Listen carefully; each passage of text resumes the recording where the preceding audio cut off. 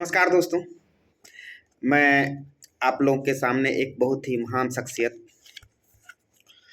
दलित साहित्य के महान पुरोधा ओम प्रकाश वाल्मीकि की आत्मकथा है जूठन।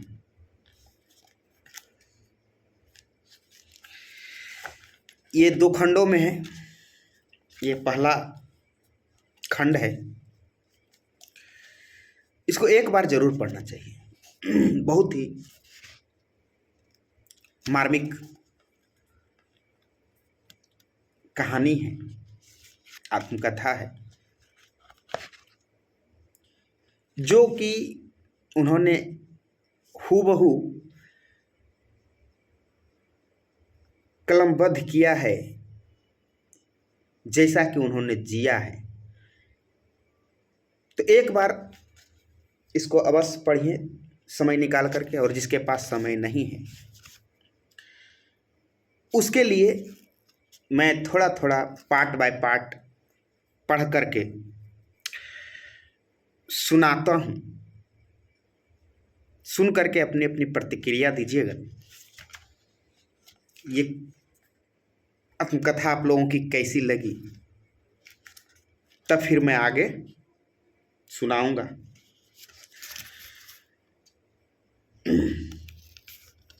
शुरुआत यहाँ से होती है।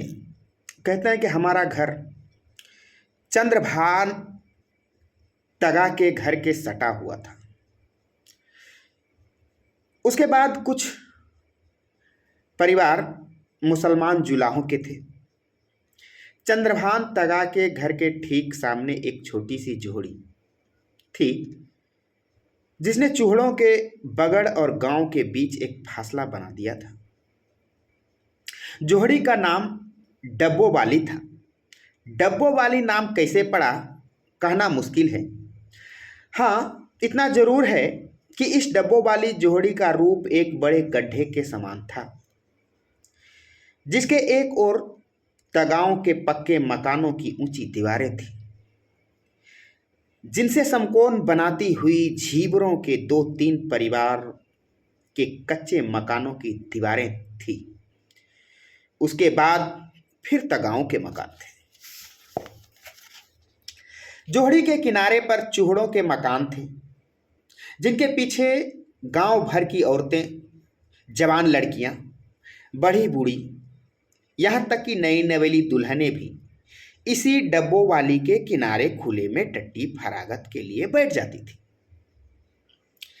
रात के अंधेरे में ही नहीं, दिन के उजाले में भी पर्दों में रहने वाली त्यागी महिलाएं घूंघटे काढ़े, दुसाले ओढ़े इस सार्वजनिक खुले शौचालय में निवृत्त पाती थी। तमाम शर्म लिहाज वो छोड़कर वे डब्बों वाली के किनारे गोपनीय जिस्म उघाड़ कर बैठ जाती थी। इस जगह पूरे गांव भर के लड़ाई झगड़े गोलमेज कॉन्फ्रेंस की शक्ल में चर्चित होते थे।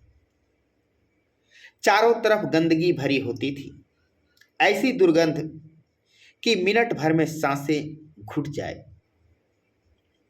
तंग गलियों में घूमते सुअर, नंग धड़ंग बच्चे, कुत्ते, रोजमर्रा के झगड़े, बस यह था वातावरण जिसमें बचपन बीता।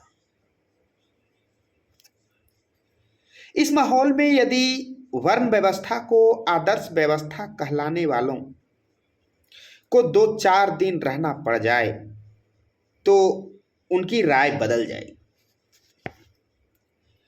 उसी बगड़ में हमारा परिवार रहता था। 5 भाई, 1 बहन, 2 चाचा, 1 ताऊ का परिवार। चाचा और ताऊ अलग रहते थे। घर में सभी कोई न कोई काम करते थे। फिर भी 2 जून की रोटी ठीक ढंग से नहीं चल पाती थी।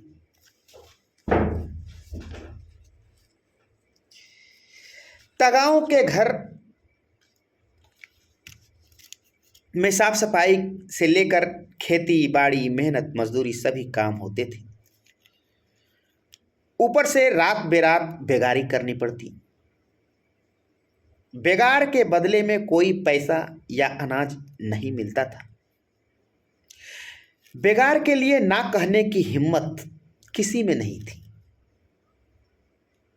गाली गलौज प्रताड़ना अलग, नाम लेकर पुकारने की किसी को आदत नहीं थी।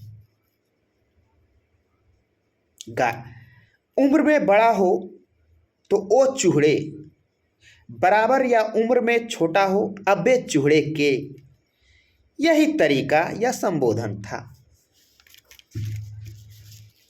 अस्पृश्यता का ऐसा माहौल कि कुत्ते बिल्ली गाय भैंस को छूना बुरा नहीं था, लेकिन यदि चूहड़े का स्पर्श हो जाए तो पाप लग जाता था। सामाजिक स्तर पर इंसानी दर्जा नहीं था, वे सिर्फ जरूरत के वस्तु थे। काम पूरा होते ही उपयोग खत्म, इस्तेमाल करो दूर फेंको। हमारे मोहल्ले में एक ईसाई आते थे, नाम था सेवक राम मसीही। चूहड़ों के बच्चों को घेर कर बैठे रहते थे, पढ़ना लिखना सिखाते थे। सरकारी स्कूलों में तो कोई घुसने नहीं देता था। सेवक राम मसीही के पास सिर्फ मुझे ही भेजा गया था। भाई तो काम करते थे, बहन को स्कूल भेजने का सवाल ही नहीं था। मास्टर सेवक राम मसीही के खुले बिना कमरों बिना टाट चटाई वाले स्कूल में अक्षर ज्ञान शुरू किया था। एक दिन सेवक राम मसीही और मेरे पिताजी में कुछ खटपट हो गई थी। पिताजी मुझे लेकर बेसिक प्राइमरी विद्यालय गए थे, जो कक्षा 5 तक था। वहां मास्टर हरफूल सिंह थे। उनके सामने मेरे पिताजी ने गिड़गिड़ा कर कहा था, मास्टर जी थारी मेहरबानी हो जागी, जो म्हारे इस जाकत जाकत मतलब बच्चा, मेरी जाकत को भी 2 अक्षर सिखा दोगे। मास्टर हरफूल सिंह ने अगले दिन आने को कहा था। पिताजी अगले रोज फिर गए। कई दिन तक स्कूल के चक्कर काटते रहे। आखिर एक रोज स्कूल में दाखिला मिल गया। उन दिनों देश को आज़ादी मिले 8 साल हो गए थे। गांधी जी के अछूतोद्धार की प्रतिध्वनि सुनाई पड़ती थी। सरकारी स्कूलों के द्वार अछूतों के लिए खुलने शुरू हो गए थे, लेकिन जन सामान्य की मानसिकता में कोई विशेष बदलाव नहीं आया था। स्कूल में दूसरों से दूर बैठना पड़ता था, वह भी जमीन पर। अपने बैठने की जगह तक आते जाते चटाई छोटी पड़ जाती थी। कभी कभी तो एकदम पीछे दरवाजे के पास बैठना पड़ता था, जहां से बोर्ड पर लिखे अक्षर धुंधले दिखते थे। त्यागियों के बच्चे चूहड़े का कहकर चिढ़ाते थे, कभी कभी बिना कारण पिटाई भी कर देते थे।